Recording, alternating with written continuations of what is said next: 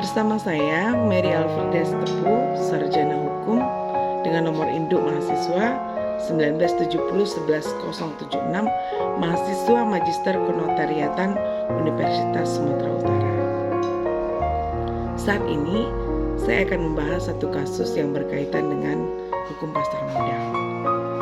Yang saya angkat judulnya yaitu tuntutan ganti rugi pemegang saham publik akibat dari manipulasi pasar ditinjau dari hukum pasar modal. Studi kasus yang saya angkat PT Asuransi Jiwasraya. Jadi, berbicara tentang manipulasi pasar merupakan satu kejahatan yang diatur oleh undang-undang dan merupakan praktek korupsi yang sering terjadi di pasar modal adalah dengan praktek manipulasi pasar atau market manipulation, atau istilahnya adalah menggoreng saham. Pengertian manipulasi pasar secara garis besar dalam pasar modal adalah aktivitas yang dilaksanakan oleh beberapa pihak dengan pihak lainnya yang melakukan serangkaian transaksi efek yang mengakibatkan harga saham atau efek pada bursa saham itu naik turun, tetap atau naik dengan motif mempengaruhi pihak lain dalam menjual, membeli, atau menahan saham efek. Jadi sejatinya manipulasi pasar memiliki pola tersendiri dalam implementasinya, yakni ada beberapa hal.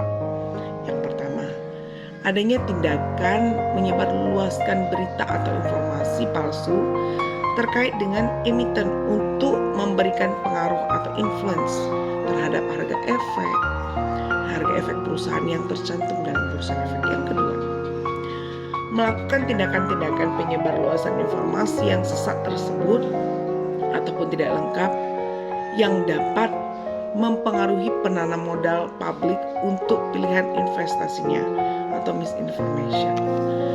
Adanya kegiatan-kegiatan transaksi tertentu yang memberikan kesan bahwa efek perusahaan tersebut sedang dalam kondisi liquid untuk diperdagangkan atau wash trading yang biasanya digunakan sebagai sarana untuk memodifikasi ataupun memanipulasi harga efek pada nilai tertentu sebagaimana yang pelaku kehendaki. Manipulasi pasar tersebut tertuang dalam pasal 91 Undang-Undang Nomor 8 Tahun 1995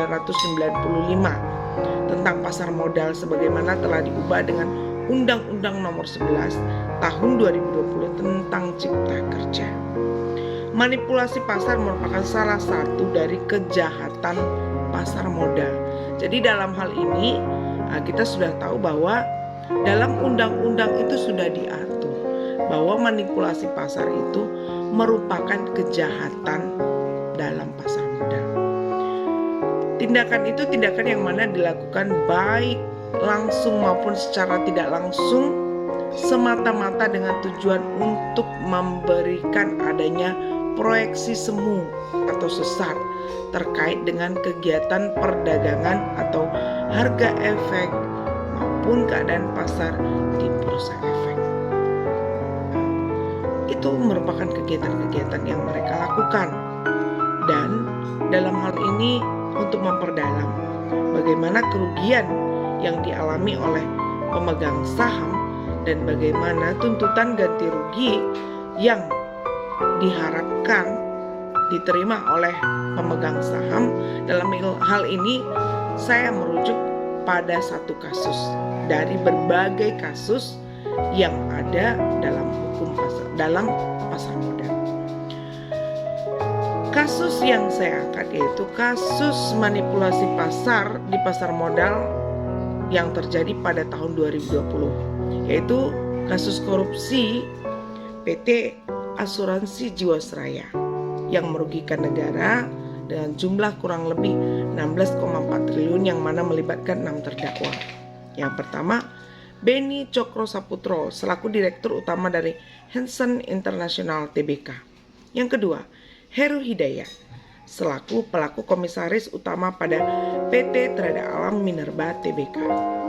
Yang ketiga, Joko Hartono Tirto selaku Direktur PT Maxima Integra, Hendrisman Rahim selaku Direktur Utama PT Asuransi Jiwasraya 2008 hingga 2018, Hari Prasetyo selaku Direktur Keuangan PT Asuransi Jiwasraya periode 2008 hingga 2018, dan Syah Mirwan selaku mantan Kepala Divisi Investasi dan Keuangan PT Asuransi Jiwasraya.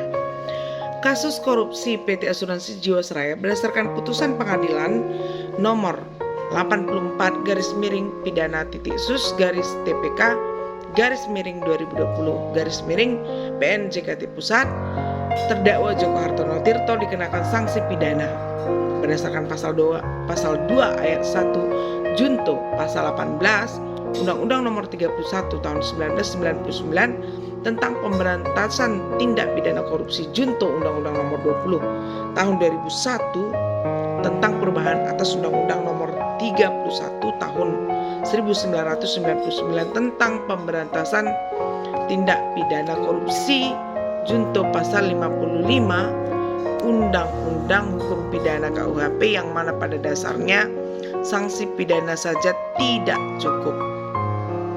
Artinya dalam keseluruhan pasal KUHP yang dijatuhkan kepada pelaku ini tidak bisa menggantikan kerugian yang dialami oleh para pemain saham atau pemegang saham publik akibat dari praktek manipulasi pasar tersebut.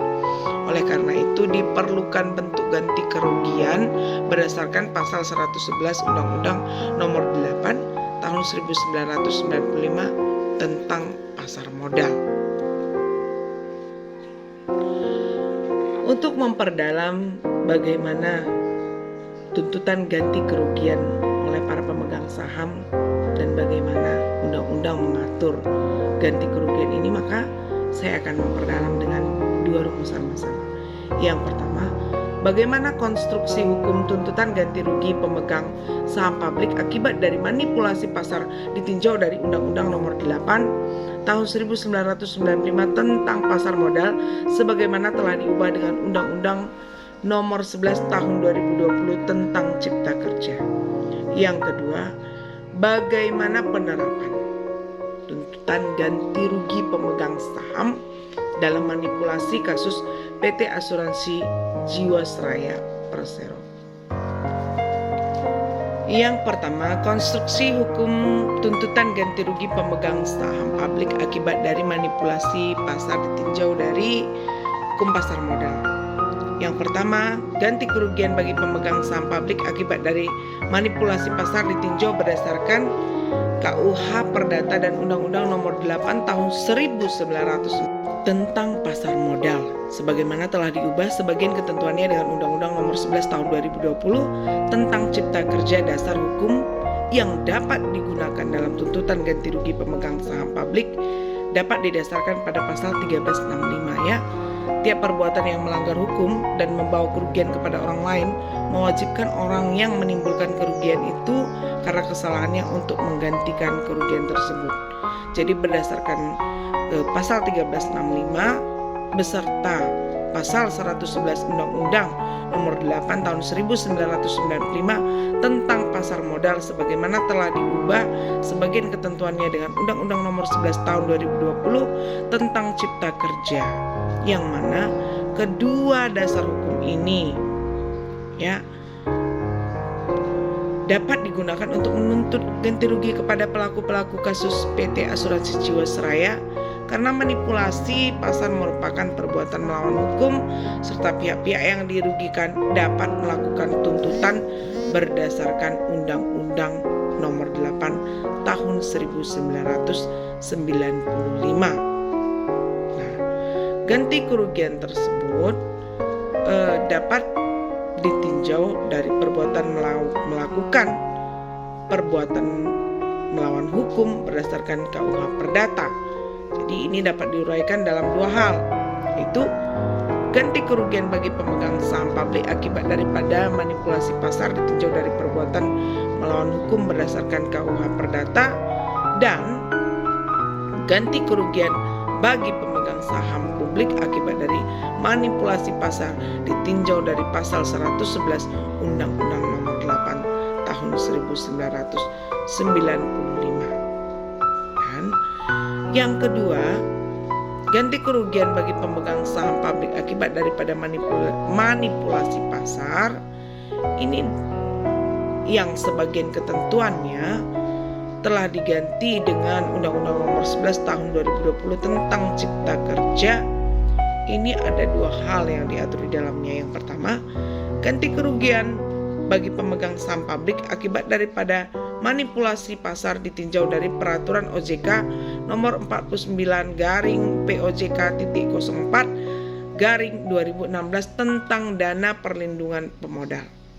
Yang kedua, ganti kerugian bagi pemegang saham publik akibat dari manipulasi pasar ditinjau dari Peraturan OJK Nomor 65-POJK.04/2020 tentang pengembalian keuntungan tidak sah dan dana kompensasi kerugian investor di bidang pasar modal.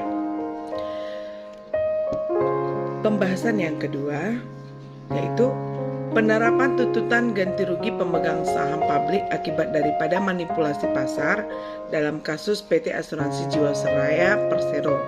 Yang pertama, analisis penerapan tuntutan ganti rugi pemegang saham publik akibat dari manipulasi pasar berdasarkan putusan Pengadilan Negeri Jakarta Pusat nomor 34/PIT/TPK/2020/PN/JKT/PST. Yang kedua, analisis penerapan tuntutan ganti rugi pemegang saham publik akibat dari manipulasi pasar berdasarkan putusan Pengadilan Negeri Jakarta Selatan nomor 825/PDTG/2021/PN JKT Selatan. Jadi saya mengambil kesimpulan dari uraian yang di atas bahwa ternyata dalam kasus tersebut ada upaya-upaya dan ada diatur perlindungan, bahkan pengembalian ganti rugi yang diakibatkan oleh para pelaku manipulasi pasar yang bisa diterima oleh para pemegang saham yang dirugikan.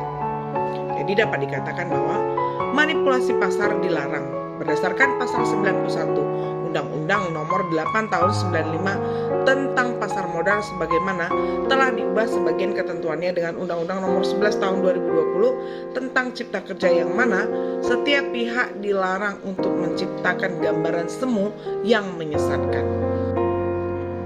Peraturan pelaksana yang dapat digunakan untuk menuntut ganti kerugian adalah Peraturan OJK Nomor 49/POJK.04/2016 tentang dana perlindungan pemodal serta Peraturan OJK Nomor 65/POJK.04/2020 tentang pengembalian keuntungan tidak sah dan dana kompensasi kerugian investor di bidang pasar modal.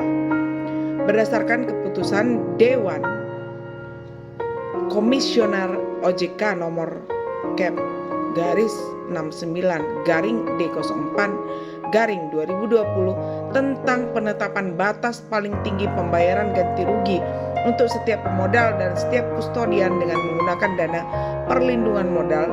Batasan paling tinggi untuk setiap investor dalam satu kustodian adalah sebesar 200 juta rupiah, yang mana kerugian selebihnya tidak ditanggung oleh dana perlindungan pemodal.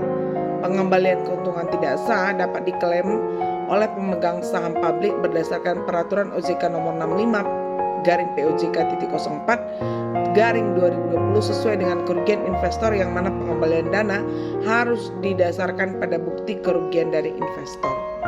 Pengembalian keuntungan tidak sah tersebut akan dilaksanakan melalui administrator yang ditunjuk oleh OJK. Penerapan tuntutan ganti kerugian oleh pemegang saham publik akibat manipulasi pasar dapat dilihat dari bukti manipulasi pasar berdasarkan putusan Pengadilan Negeri Jakarta Pusat nomor 34/PIT/TPK/2020/PN/JKT Selatan serta tuntutan untuk membuka kembali saham MYRX PT Hansen International Tbk yang ditolak oleh Pengadilan Negeri. Baiklah, Inilah yang dapat saya uraikan bagaimana pemegang saham dapat menerima kembali kerugian yang telah dia peroleh akibat daripada manipulasi pasar. Inilah uraian dari saya. Saya tahu di sini banyak sekali kekurangan